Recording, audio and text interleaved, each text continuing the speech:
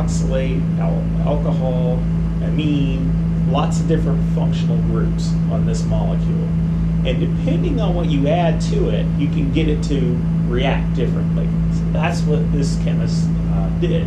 He learned that depending on what he added to this very versatile precursor, he could actually get things to react that are non-polar, so things that don't have dipoles and things that do have dipoles. So here's some of the reactions that he got. And all of these are dependent upon the reaction condition.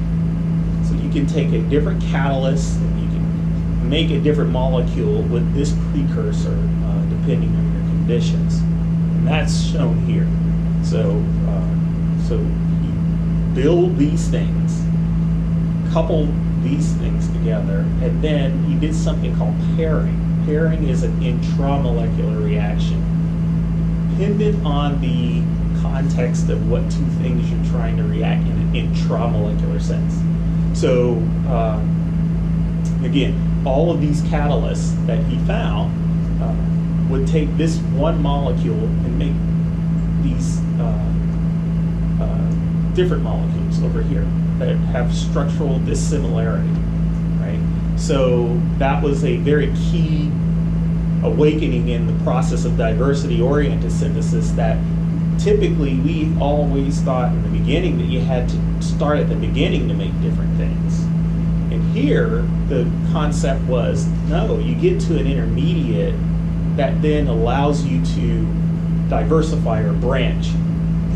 So find chemistries that will allow you to do that. So that's the build, couple, pair phase. Now, that was the first awakening. Second awakening is shown here. Because this one, by the way, this one didn't take into account the fact that you can have different stereoisomers and things like that here. What you start with ends up here. So this next pathway, published almost at the same time, thought about that. It said, well, what if you could take different things that you could create lots of different combinations of these things, and then you could put them together. So if you could take, let's say, amino acids, things that you can readily buy or whatever, and you could unionize them in such a way that you could mix and match them, then you could take monomers and you could assemble higher ordered structures, but you could make the full set, right? So instead of just making two things, A and B, there are lots of different black molecules, lots of different gray molecules. We can make them, we can put them together. And then we can then do that last thing where we could make different structures out of them by using our knowledge of chemistry. So take these oligomers that are linear and then assemble them into higher ordered structures by our knowledge of chemistry or our ability to do different types of reactions. So this is the paper that did that. Started out with different building blocks, alcohols, and different amines. So don't need to know the chemistry here, but other than to say that electrophiles, nucleophiles.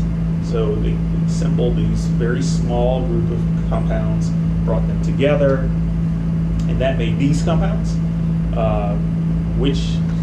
But because he could make all possible combinations of them, because it started out with all different stereoisomers of hydrogens coming out, hydrogen going back. So you can mix and match these things together to make a 3x3 compound matrix, which is 9. So 3 by 3, here's the 9 compounds.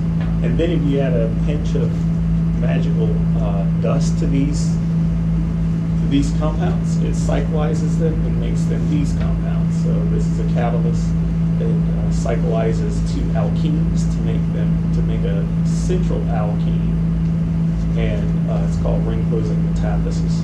So that's what he did. Go ahead. Sorry. So then, in the end of the day, you need to do an SAR and go back and have to develop a new chemistry to make the compound all over again? Not necessarily, Because you because catalyze things. these things are very easy to make. So you can make lots of these things, Different. make variations on it. So the complexity comes about by bringing two simple things together and then making a complexity generating reaction like a ring out of that. So we can make lots of different things like this, lots of different things like this, and all it matters is that we can bring them, we can make those, we can buy them, to be honest with you. And then we can do this reaction, and then we can bring those groups together to make the ring. So that's where the complexity comes from, is adding very simple things that we can control together. So, you get the... So he showed that just by buying three things, or making three simple things, crossing those three things by those three things, you get these 9 things, and you're done.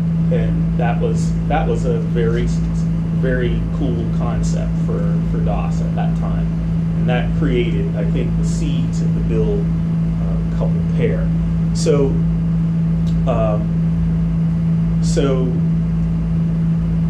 this is part of my work when I was at Broad.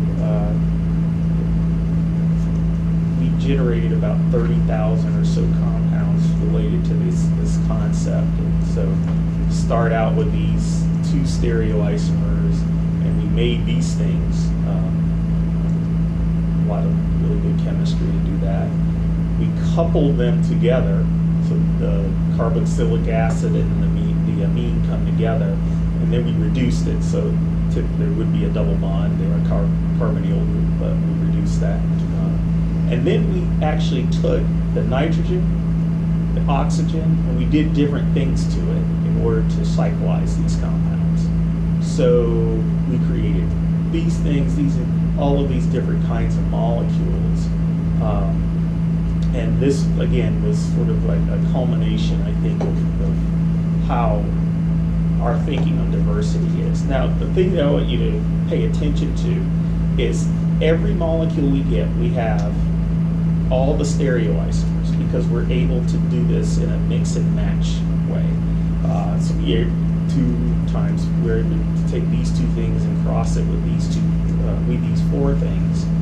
And that allows us to create the full matrix of stereoisomers. And in the beginning, we couldn't do that. Remember in the Oogie reaction days, like you just mix 2 things together and you get something, and that's it. You don't get anything else other than that. And you would not be able to really get anything other than that if you didn't develop different chemistry too. But with every single one of these structures, we have all the stereoisomers, which are different 3-dimensional representations in 3D space, right?